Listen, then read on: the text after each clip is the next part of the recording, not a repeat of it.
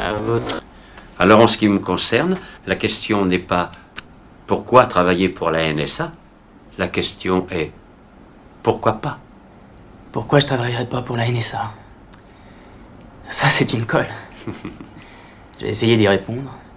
Disons que je travaille à la NSA et qu'on dépose un code sur mon bureau, un code réputé inviolable.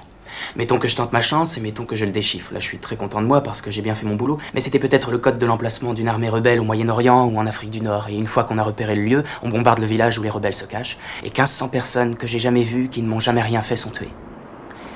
Et les politiciens, ils disent « Envoyez les marines s'assurer la sécurité parce qu'ils en ont rien à foutre. C'est pas leurs gosses qu'ils envoient se faire descendre. Comme eux, ils sont jamais allés au feu parce qu'ils étaient tous planqués dans la garde nationale. C'est un pauvre môme de Boston Sud qui se prend un shrapnel dans les fesses. Et il revient pour apprendre que l'usine où il travaillait s'est exportée dans le pays d'où il vient d'arriver. Et le mec qui lui a filé le shrapnel dans le cul, c'est lui qui a son job. Parce qu'il bosse pour 15 cents par jour sans pause pipi.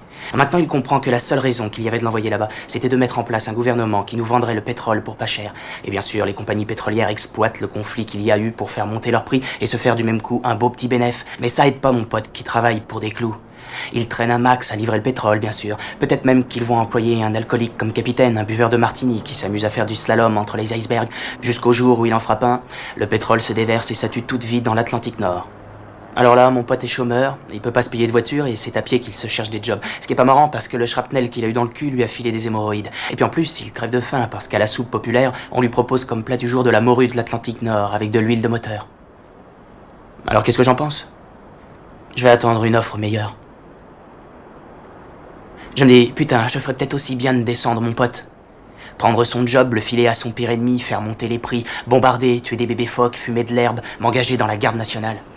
Et puis je serais peut-être élu président.